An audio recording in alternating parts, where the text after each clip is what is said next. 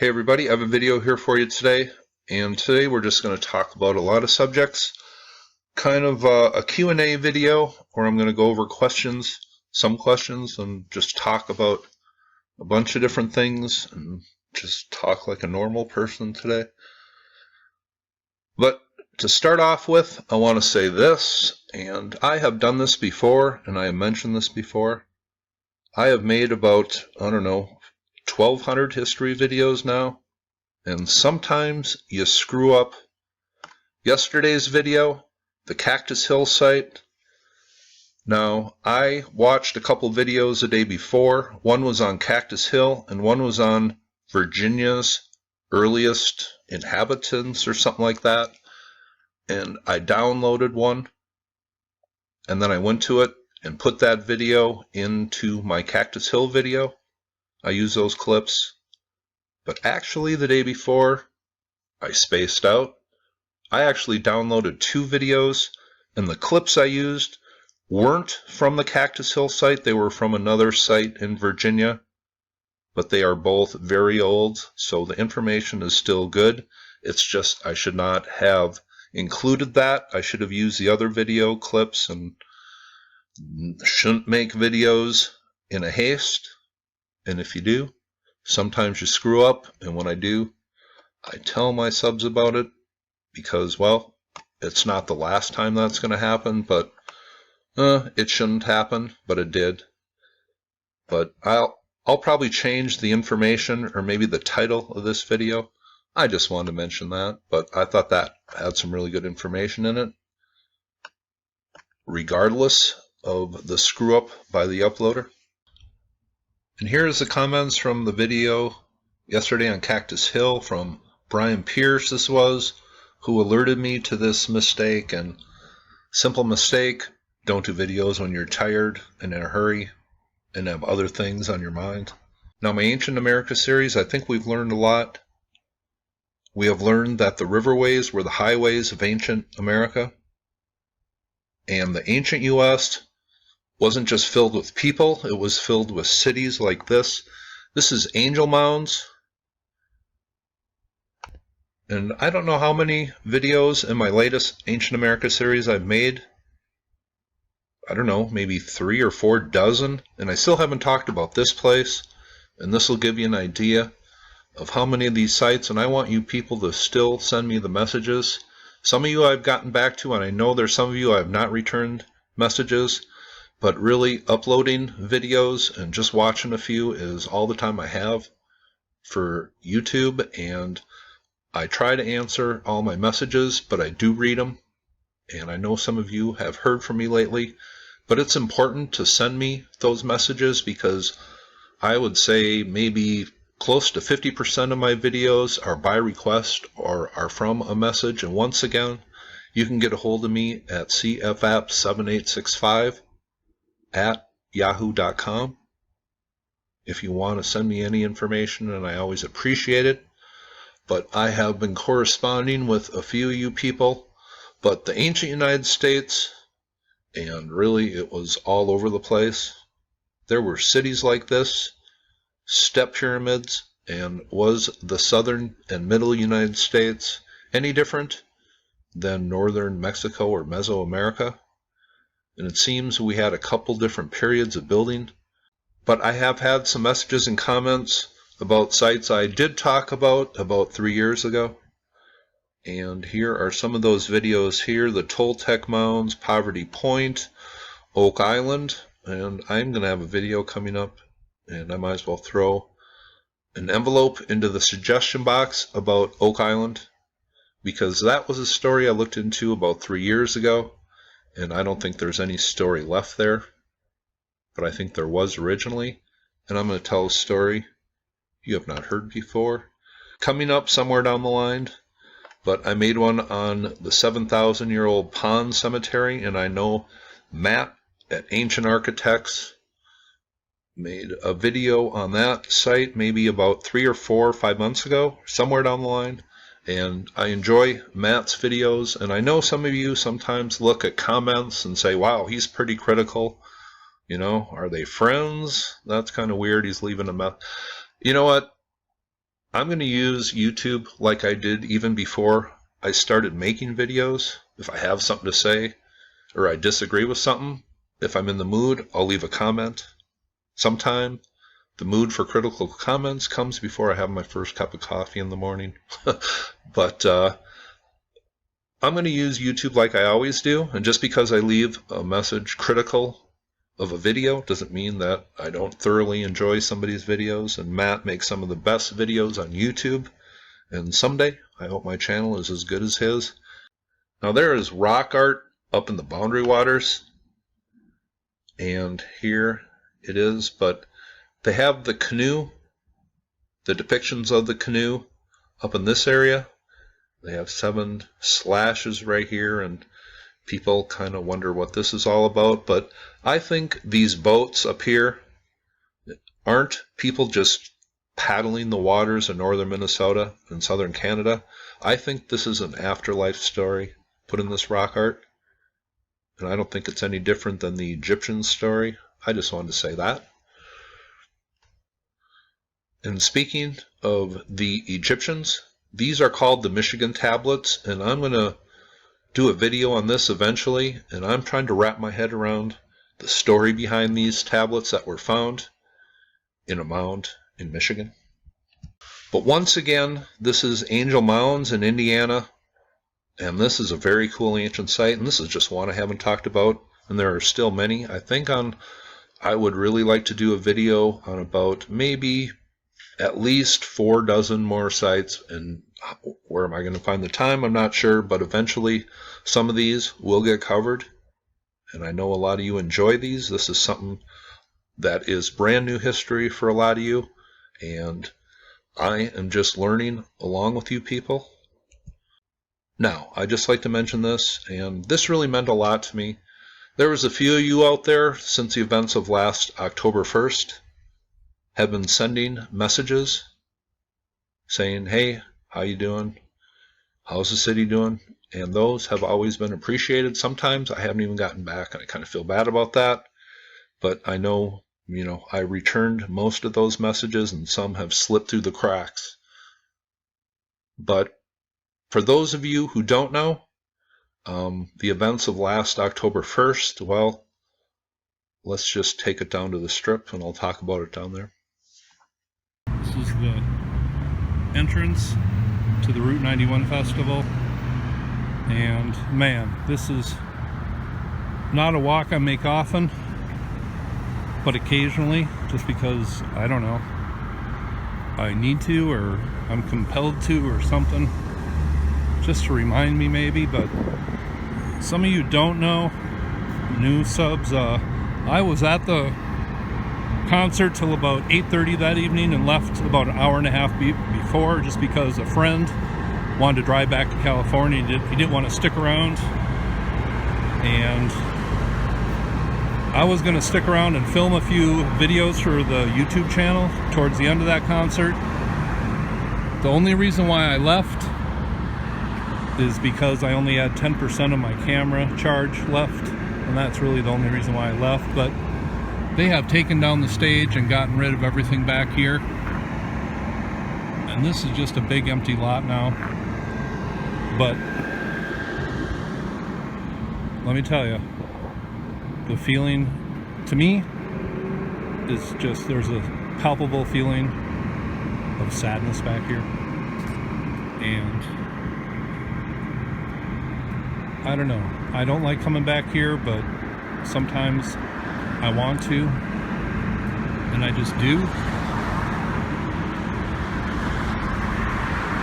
But I recorded that a couple nights ago, and I also recorded a couple other clips, but I'd just like to say thanks to the people who sent me the messages. I'm doing fine, and the city's doing good, but we always remember what happens and are still supportive of the people in this town who were there and are still struggling. And it's just an event that we'd like to put out of our minds, but we can't. And we're always respectful of what happened and the victims. But here's another clip I shot down there a couple nights ago in front of Mandalay Bay this time. Well, I thought I'd take you down here in front of Mandalay Bay, show you how beautiful it is down here, especially at this time of the day. Luxor, the Delano, and then beautiful Mandalay Bay.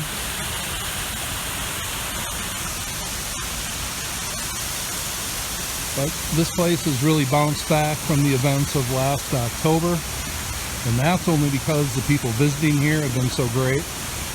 I wasn't sure how the public was going to react after the October 1 event happened, but man, they have been nothing but supportive, and especially with the Mandalay Bay itself. But this is always a very cool place just to sit and hang out for a sec.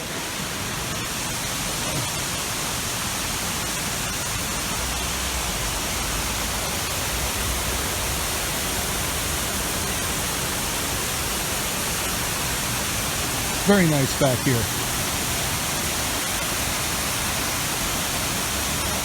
But back to ancient history, I've had a lot of comments and questions on Sogmatar, or Sogmatar, however it is pronounced, and I have made a few videos on this site. And just to get oriented here, this is ancient Haran, right here. Right up here is Göbekli Tepe. This is Sanliurfa, ancient Urfa, very ancient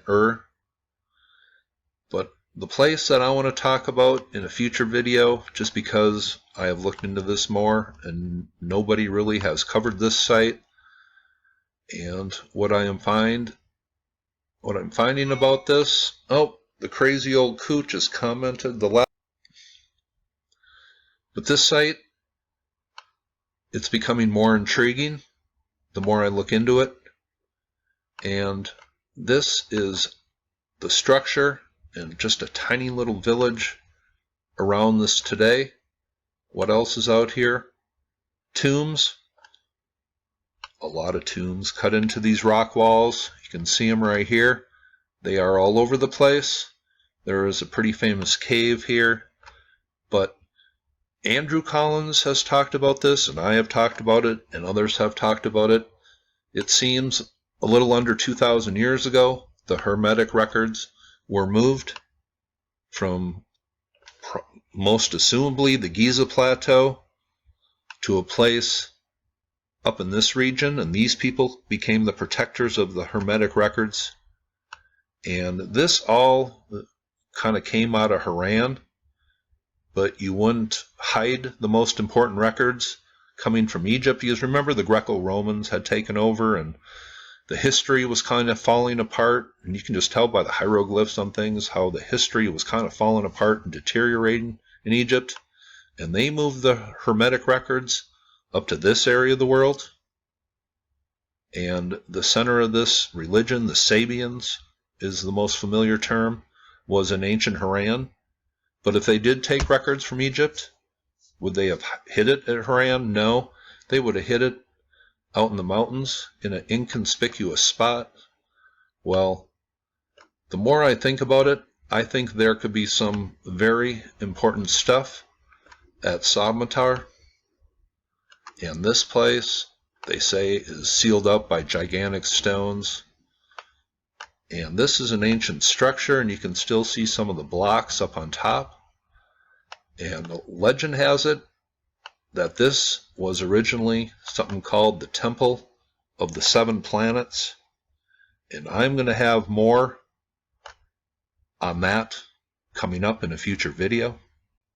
Now, I have had so many questions and comments on the Shroud of Turin. Are you going to make a future video? I thought you were going to make a video on this, a Q&A. Oh yes, I'm going to make a final wrap-up video to this. And this is something I kind of stopped researching, but lately I've been kind of thinking about making a wrap-up video, and I have found some more fascinating things. And the thing is, when I looked into Sogmatar about a year ago, there was one line that I found in researching this, one line that gave me a hint, and I entered one thing in Google search, and what did I find? I found his tomb, Now, every documentary you watch on the Shroud of Turin, what does it say? Is this indeed the burial cloth of Christ? Or is this indeed a medieval hoax? And that's what I always thought it was. I thought it was some medieval hoax. I originally think I saw this on In Search Of, that covered things as UFOs and Bigfoot and Amelia Earhart and a whole bunch of other topics, but that's where I originally saw the Shroud of Turin documented, and I always just thought it was weird. I thought it was a medieval hoax. And then I started looking into the people who were doing stories on the Shroud of Turin. Is it Jesus Christ, or is this indeed a medieval hoax? Well, it seems you're only giving it two possibilities. So I opened up the possibilities to anything and anybody and anything I could find. And while researching Sogmatar about a year ago, I came across one line in one article, and it gave me a hint. And I entered something in Google search, and I found this man's sarcophagus in his tomb, and I found out who this guy really was, and it fit perfectly with my 5 years of research. So I will have a video coming up on this, some new information, some old information, and the whole story. Now, I get a lot of questions about the events at the end of the last ice age, and a lot of them have to do with the Thunderbolts project, and some having to do with Robert Schoch's work here, and this is his website, and I think his geological work has been so important to the overall story of a lost civilization and a deeper known history or unknown history than what we have been taught. And a lot of them have to do with the plasma or solar outbursts versus the comet theory. And I am going to be making a video on this, and when I find the time to really put some good deep thought into this, and maybe I'm going to be coming out with a video that's going to propose both of these happened and putting together a theory that would make sense and would really propose that both of these were happening maybe, and reasons for that. And I can't even put it into words right now what I'm going to be talking about, but this is something that I have been slowly gathering information on. But Robert Schoch, I think his work has been so important, and I think he's just been excellent to the overall picture. And I have had a few comments posted on my Anubis videos, and one was actually, I guess, a correspondence from the Schoch team, or from Robert Schoch or his wife, or I can't remember exactly what it was, but it was from him, and he thinks the Sphinx was a lion. And the correspondence that he had with one of my subscribers said, well, Anubis would never face east. Well, I'm going to take the words and the symbolism and the text from the ancient Egyptians in a future video and tell you how very, very wrong that is. Geologist, you're excellent, Mr. Schoch. Ancient Egypt knowledge? Well... And I have had a lot of comments and questions on other channels. Do you watch this? And people leave comments on my comments on other channels saying, hey, good to see you here. But I mentioned this in my last Q&A video, and I don't even remember how long ago that was. It seems like forever ago. But this is my other channel list. And I have some friends from Las Vegas here, Seth and Callie, who I just uploaded a video with. And she is just a sweetie and a dear friend. And of course, Ddendyl. And people kind of wonder, well, how come you upload so many of her videos? Well, she is just a good friend. And I think we all appreciate a friend who we can just be ourselves with and have effortless conversations with and just, care about each other and just be good friends. So that is the deal with Ddendyl. And I just think she's super talented. And I think good things are coming for her, and I'm proud to have her on my channel. When I first started uploading videos with her, I thought, wow, that's a good addition to my channel. And now it's just all about supporting a friend. I think that's pretty simple and easily explained. But my history channels here, let's start at the bottom here. Lost History channel. I just think he makes excellent videos and somebody who I enjoy corresponding with. Earth Ancient, Cliff Dunning's site here, and Cliff's had me on a few times. Charles Koss, I really enjoy Charles Koss videos, and I don't agree with all Charles' theories, as I don't agree with anybody 100% on all their videos, but I enjoy Charles' videos and I watch them often. Enki35 Productions, I don't know if she's done any videos here, but Sumerian history, she has studied this and is very knowledgeable and is a friend, and has been a friend for quite a while. Vlad, 9BT, I just think he makes good videos, and I like his dedication, and you just kind of have to put the thought together in your own mind watching his videos. Ancient Architects, Matt, I really like Matt's videos. Sometimes I don't agree with them, but I think he's doing an excellent job getting some ancient stories out there. Carlos's channel features John Anthony West and Tours of Egypt. In case some of you don't know, check out his channel, and I'm maybe having a few clips from his channel in the future. And Jimmy, of course, at Bright Insight. I would not have the number of subscribers, and today it is up to 61,245, and Jimmy mentioned me in a video about a year ago. I'll always appreciate that, and Jimmy's just doing a great job of getting some ancient stories and theories and thoughts out there. Pukajay, they have traveled to the ancient site, something I wish I would do. I think if I went to Egypt, I'd love it so much I'd never come back, and my friends and family would never see me again. Megalithomania UK, I just love their channel. Hugh Newman, Andrew Collins, I know they had Robert Temple on a lecture recently. Great channel. Of course, Graham Hancock. I would not be making videos if I hadn't read Fingerprints of the Gods, and that book meant a lot to me for more than a few reasons, and I talked about that in my Azatlan video from a couple months ago. And I just think what he does for ancient history and for the human story is just excellent.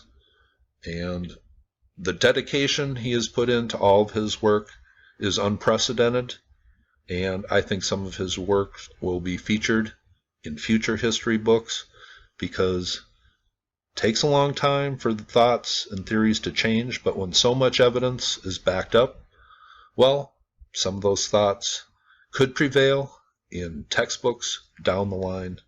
I think Graham has been very important. And another guy who's just super important because he travels to the sites is Brian Forster.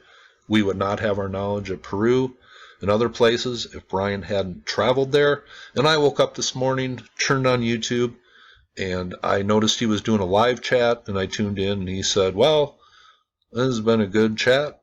Glad y'all tuned in. And I woke up right at the last moments of that chat. But Brian is just one of the people that I would love to chat with, including Randall Carlson, and his work is featured on Geocosmic Rex and Sacred Geometry International.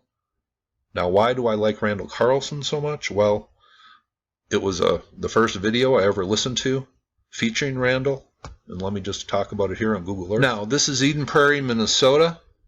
And have you ever listened to Randall Carlson's talks where he talks about being at a concert in the late 60s, being a little under the influence and sitting on a bluff and overlooking the Minnesota River Valley? Well, I think this is the bluff he was sitting on right here. And the airport these are airport buildings right here. And this is where he was watching a concert. And this is what he was viewing. And he had a revelation that a long time ago, the volume of water flowing through here was just massive, because here, if I can kind of zoom in here, this is the far bluffs of the Minnesota River Valley, and this is probably Savage, Minnesota out here. But he had a realization that a long time ago there was a lot of water flowing through here, and this was kind of the start of his research, just because he had realizations that the geology hinted of ancient flooding. But here is the airport and the massive river valley with just a tiny little river going through it today. And I think Randall said it was 1969 he was at that concert. Well, but fast forwarded about 15 years and I'm sitting here one town over on the Minnesota River Bluff. telling my friends, wow, a long time ago a massive amount of water was flowing through here because of the bluffs on the other side that matched the bluffs on this side. So when I first heard Randall Carlson talk about that, I was instantly hooked on his research, and I felt a kinship with him. But for new subs, I have covered the work of Randall Carlson pretty extensively, and I just think it is so important because this is a new chapter and a new era of history that his research has really dug into and is so important. And here is just one of the videos that I featured Randall on. I featured his talks with Joe Rogan, but this is his talk on Camas Prairie and the incredible evidence of a massive flood that took place here.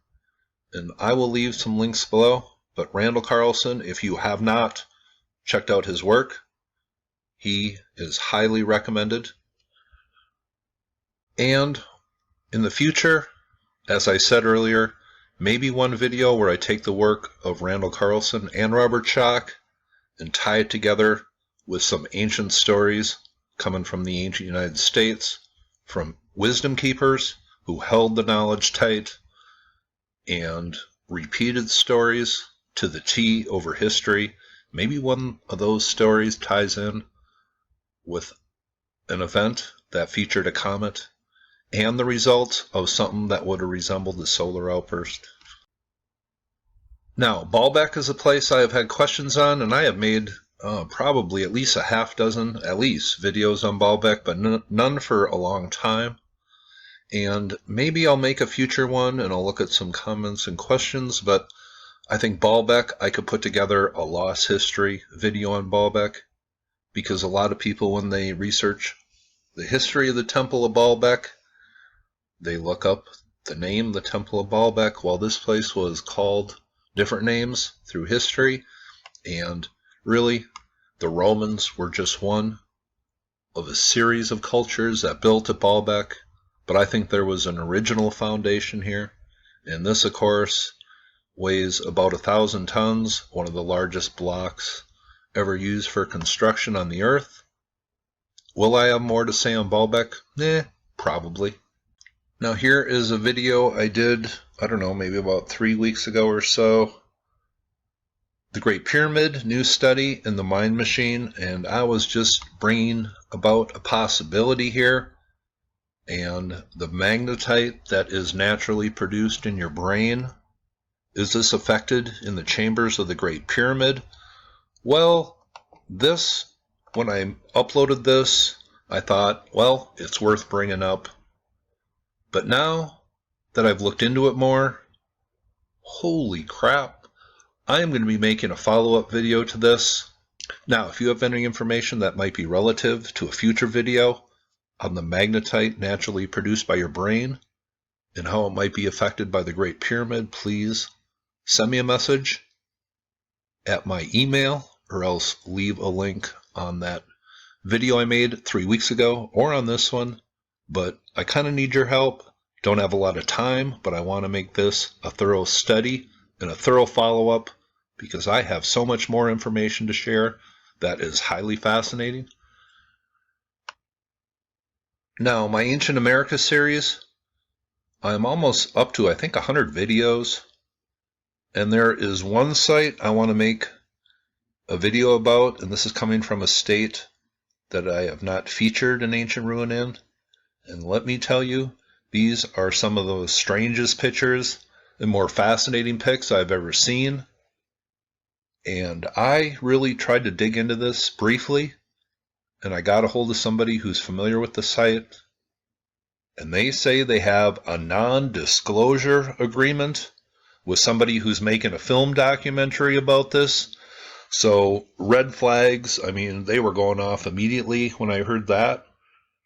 What is this all about? This is one of the stranger sites I've ever seen. It's in the United States. And I had never heard about it till a few days ago, or a week or so ago. So that is another site that I'm going to be talking about. If you want to speculate on what it is, go ahead. But this is one I'm going to keep under wraps until I make the video, if I do, and I hope I do. Now, occasionally I get comments on politics, And these are kind of surprising to me because I post little on politics, and I have made a few videos on past events, JFK and some Watergate videos. I am not a Democrat or a Republican. I just want to state that clearly. I can think for myself, and today, with the extreme ends and the cheerleading on both sides, I can't follow it. It makes me sick. When I come home and my brother's watching Fox News or whatever the hell he's watching, and I say to him, you know what? I think I'm going to go do something more enjoyable, like go punch myself in the face. Now, there are issues on both sides that I agree with and disagree with, and there is no party for me. I am right in the middle. And once again, there are certain things I like and dislike about both parties. Now, I just want to play this clip. This is from Legacy of All the President's Men, and I made this about 4 years ago when I did not have a lot of subs. And this is kind of right at the beginning of the Twitter era when this video was made. And what he says about future things, and remember I think this was recorded about 5 or 6 years ago. And I just think some of the things brought up in this video are really worth stating, and it's really all I have to say about politics. But this is Robert Redford and Carl Bernstein and Bob Woodward, the people who wrote and uncovered this story of Watergate. I can say this now. I mean, I was just obsessed with making this film, but now I look back and I say, well, they say, how do you feel about that? And I say, well, I feel very privileged to have stumbled into something that became a national event that I could be somehow a part of. But it was a moment in time. Now, this is going to sound cynical to you guys, and I think Bob and Carl can correct it. But to answer your question, I said that was a moment in time. I never dreamed that it would slide so far off the back end after that. I had some notion that this would lock into position the value of journalism. And journalism had its own ethic for getting two people to go on record before you could print something. And to see it devolve so fast shocked me. And then to see the results of it, that suddenly you had gossip passing for fact, you had competition where money was the issue, and therefore people were competing just to get the story and forget whether it was true or not or right or not. And I saw that and I thought something has fallen off here. So when you ask the question, I guess that's sort of my answer, the perspective of how valuable journalism is and how valuable good journalism is and how much we need it. Now we're in a whole different world, a whole different condition of the internet creating a whole other change is the only thing that really is going to happen. So we're in this big change. My hope is that the Bob and Carls, I don't think you can make this film today because everything's sort of known already. The candidate you couldn't make today because we know what happens behind the scenes. So my hope would be in this new generation coming, which I have very high hopes for, and the new condition we're living in, that we can bring back what Bob and Carl in the Washington Post did at a very key point in our history. Your film is very important, and this story is so important because it shows the importance of the Fourth Estate as another check in the balance of power. So my question to you, Carl and Bob, are we still, as Bob was talking about, how the landscape of media has changed, is the Fourth Estate still in a position to do that, or in as strong a position to do that as it was in 1972 through 1974? I think that what has changed is the landscape of the United States. And that means the people of the country as well as journalism, but particularly the culture itself. That to a terrible extent, what Bob Redford is talking about is people in media, in quotes, giving readers, viewers, consumers what they want.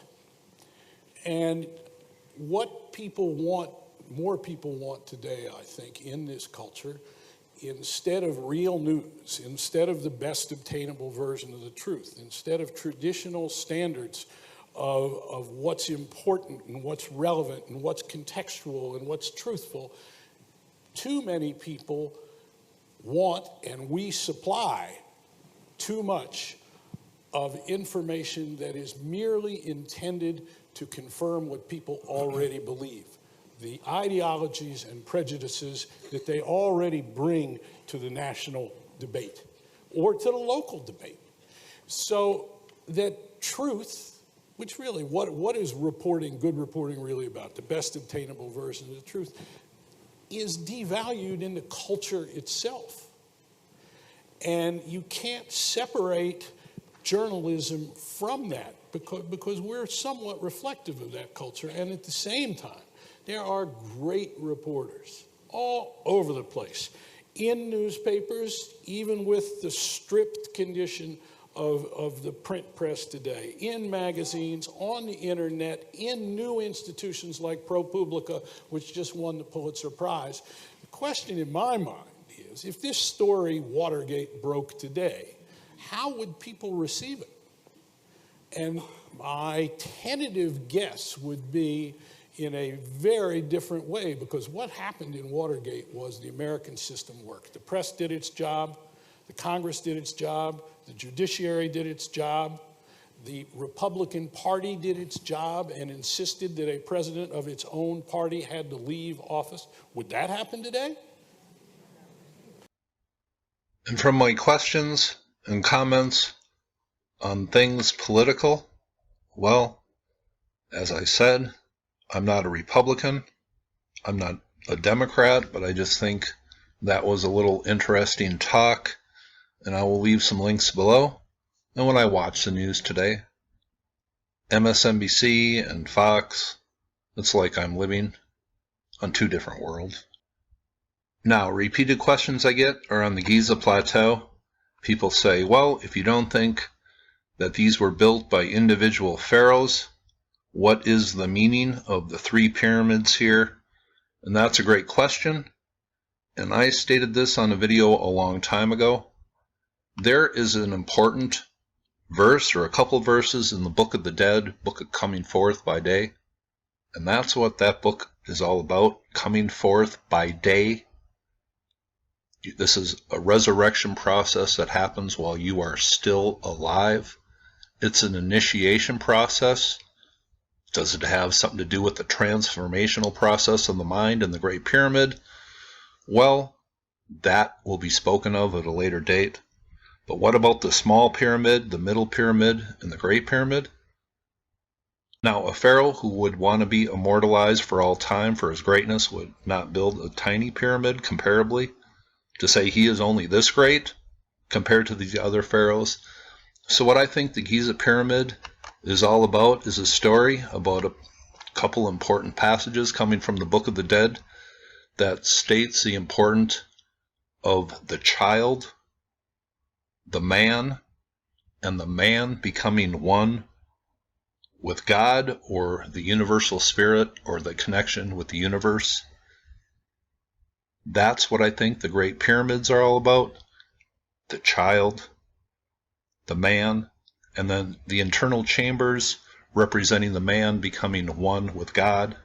And I will have more coming up, and people have wondered, how can you think this was ancient Anubis, the Sphinx, in its original form? And if you say it was built maybe 11,000 years ago, how can you say it was Anubis? Well, clearly, because the history of Egypt, I think, goes back way further than the standard model of history. Remember, we have a Turin's king list that hints that the history goes way back. And the name Egypt is only the Greek term for the current name of the country. So the history of Egypt goes back, I think, way farther than the first dynasty. And there was an original name for this deity that we call the Sphinx today, and it was Kenti Amentiu, and that simply meant foremost of the Westerners. The West being the land of the dead, and then that is a name that is attached to Osiris starting in about the 6th dynasty, just because there was a great famine and death in Egypt, and the god of the afterlife became the main god of ancient Rostov, present-day Giza. And that is the same thing that happened in the Jerusalem area around 2,000 years ago. But it wasn't a natural disaster in the Jerusalem area. It was the Romans taking over, and to the people who lived there, it was really a disastrous time, a time full of death and famine. And they turned to a god of the afterlife, and I'll talk more about that in my Shroud of Turin videos. But at Giza here, the main god shifted from Anubis to Osiris. Because there was so much death, the god shifted to the god of the afterlife. That will be talked more about. The Osiris shaft is going to be talked about, and the direct connection with what is down there in the ancient god that we call Anubis today. I just want to thank everybody who's watched a video of mine and the people who send me the messages, because they keep spurring me on for new ideas. The Ancient America series, I will be continuing that. Maybe a video a week or so. I have no idea. I'm not the most organized person, but I just want to thank everybody for all the messages and the pics they have sent me. And once again, you can send me an email at cfapp7865@yahoo.com. And people wonder about my channel name, CFAPS7865. It's not CFAPS7865, and I really wonder about the people who pronounce it that way. But Apps was just my nickname in my hockey playing days, and then it was an address that I remembered the day I created my channel name. Well, I guess that is what I'm always going to be known as. Just a voice out here giving their opinion. Once again, I've done over, I think, 1,200 history videos now, and my mind has kind of been transformed out of the modern day way of thought and into the minds of the way people a long time ago thought, and their symbolism and the way they express their ideas. So I just think I'm getting a little better at this. This is just a hobby I do in my spare time. People say, I really appreciate your work. Well, I've never considered it work. I enjoy this. I don't have too many people that I converse with about ancient history. My brother doesn't know anything about it. And the only time I really got his attention is when I did the compare video to the person who I think is in the Shroud of Turin. And when I showed him that video of the comparable images, his mouth dropped open. So that's the only time I really got a reaction out of him. But I appreciate speaking my thoughts on ancient history with you people, because I don't have people to speak with this about. And my family members think it's just kind of weird, and they have never shared a video of mine, I don't think, on Facebook or anything. Little too much hate on some of my videos in the comment section. I don't think ancient history is something that we should get hateful about. We should just exchange ideas, disagree respectfully and honestly, and then have open discussions, because I like to consider my channel kind of like the people's channel, and I learn from you people as much as you do from me. So let's go easy on the hate. And I think the whole world could just use a little more love. That's my opinion. But to take you out here is a song from my friend Ddendyl that I never uploaded. And here's a post from her, and this is her in beautiful Red Rock Canyon. But she is opening up for Hunter Hayes on September 15th at the M Resort. So those of you local who enjoy Dendyl's music, you have a chance to catch her live on stage at the M Resort. But here is a video from Ddendyl, all about love. This is called Testify to Love. Winona Judd did this video a while back, but I hope you have enjoyed this video, and you all have a very nice day.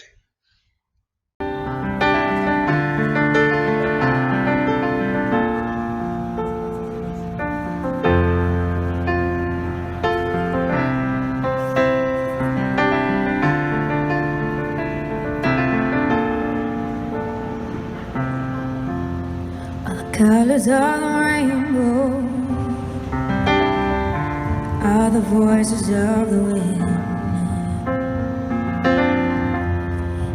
dream that reaches out to find where love begins. And every word of every story, every star in every sky, every corner of creation lives to testify.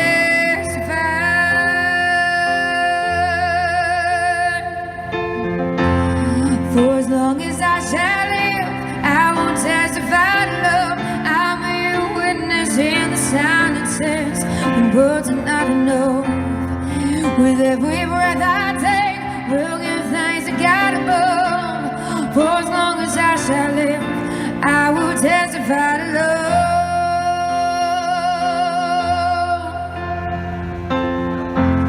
From the mountains to the valleys, from the rivers to the sea, every hand that reaches out, every hand that reaches out to offer peace, and every simple act of mercy, and every step to kingdom come, and all the hope in every heart will speak with love has done.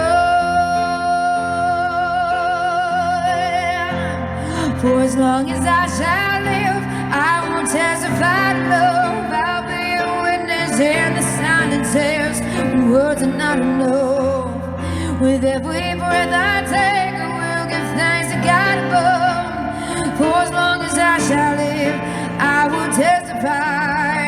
I will testify to love. For as long as I shall live, I will testify to love. I'll be a witness in the silences when words are not enough. With every breath I take, I will give thanks to God above. For as long as I shall live, I will testify. I will testify to love.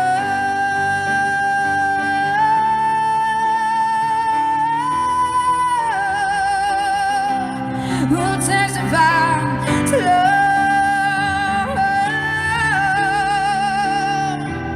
For as long as I shall live, I will testify to love.